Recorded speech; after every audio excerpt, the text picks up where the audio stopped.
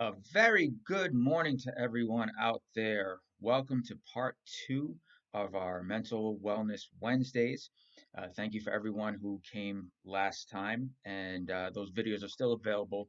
This is being brought to you by the Guilford Public Library. My name is Dr. Raymond Suarez. I'm a board certified psychiatrist, owner and founder of Lakes Region Wellness, located in beautiful downtown Laconia, New Hampshire. If you're local, please come by and see us. If you want to look us up on the web, lakesregionwellness.com. You could also email any questions or concerns to lakesregionwellness@gmail.com. So again, thank you for tuning in last time. And if you haven't seen it, those videos are available. We discussed stress and anxiety and ways to cope with stress and anxiety. We talked about the pathophysiology behind it and some coping techniques. So briefly to recap, we spoke about exercise. And again, you want to consult with your physician prior to beginning any exercise regimen. But exercise is a great way to deal with stress. List making.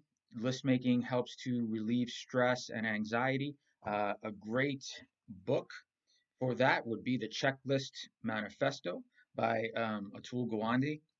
It was a New York Times bestseller. It's a good read. You can ask the library if they don't have it. I'm sure they can get it for you. Um, so that's the list making. We discussed two techniques for grounding. One was the 5, 4, 3, 2, 1, where you look around the room, find five things that you can see, four things that you can touch, three things that you can hear, two things that you can smell, one thing that you can taste, and that helps to bring you back down and calm your anxiety and relieve stress. We spoke about the 4-7-8 breathing technique, which, again, to briefly recap, is inhaling through your nose to the count of four, holding your breath to the count of seven, and exhaling through your pursed lips, making a whooshing sound like this to the count of eight. So, briefly, it would look like this: inhale, two, three, four, hold, two, three, four, five, six, seven, exhale, two, three, four, five, six, seven, eight. Repeat that three more times. Do that twice a day and anytime that you're feeling stressed, and it helps to relieve that stress and anxiety. Um, those of you who tuned in last time or saw the video noticed that I changed my angles now, so it no longer looks like I have a cone head or a halo over my head.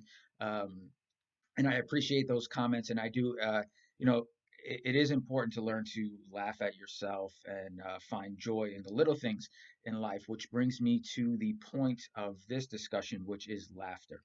So, laughter really is one of the best medicines. Now, it doesn't cure everything, of course, but it does help and usually never hurts to find joy in laughter.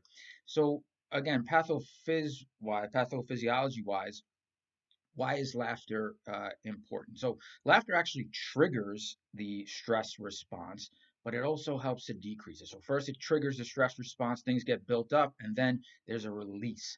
And that's part of why we find things amusing, and it's a stress relief when we go to uh, controlled situations where we have an increase in our stress and anxiety, things like amusement parks, scary movies, things like that.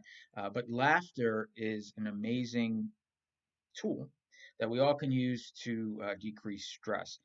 There's a wonderful book, uh, Patch Adams, Gesundheit, which uh, it's a true story of a physician that did use laughter to help his patients.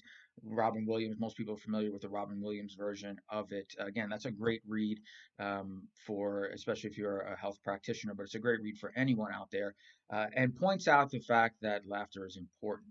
So, again, why does laughter work? Aside from increasing and then decreasing the stress response, you get, if you have a true belly laugh, this kind of from your diaphragm laugh, that actually helps. It's for all our yoga people out there, you have a diaphragmatic breathing. So You're breathing from deep within your diaphragm, and that helps to control oxygen levels in our body, decreases our stress hormones, decreases our anxiety, decreases blood pressure.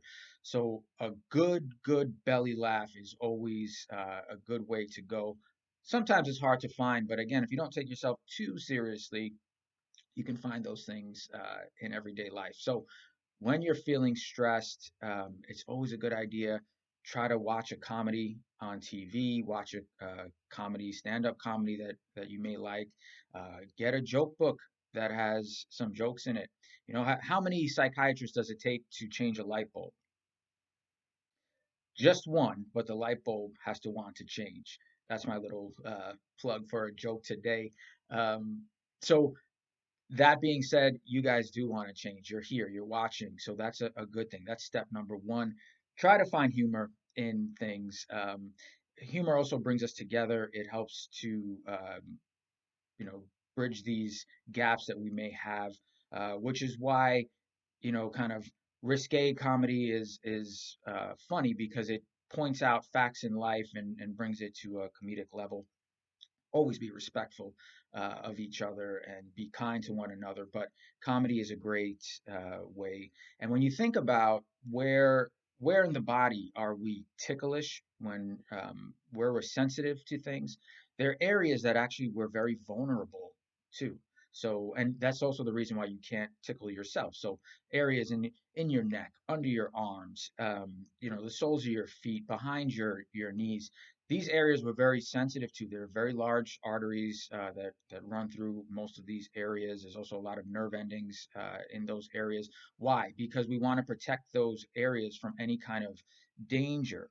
Now, when somebody tickles you, then what is happening is it's an attack, it's a physical attack, and then you realize that it's not really a physical attack.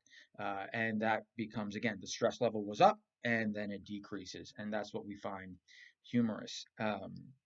So I'm not suggesting that we go out and tickle each other, but that's some of the reasons why laughter helps to decrease stress and anxiety. Um, meditation.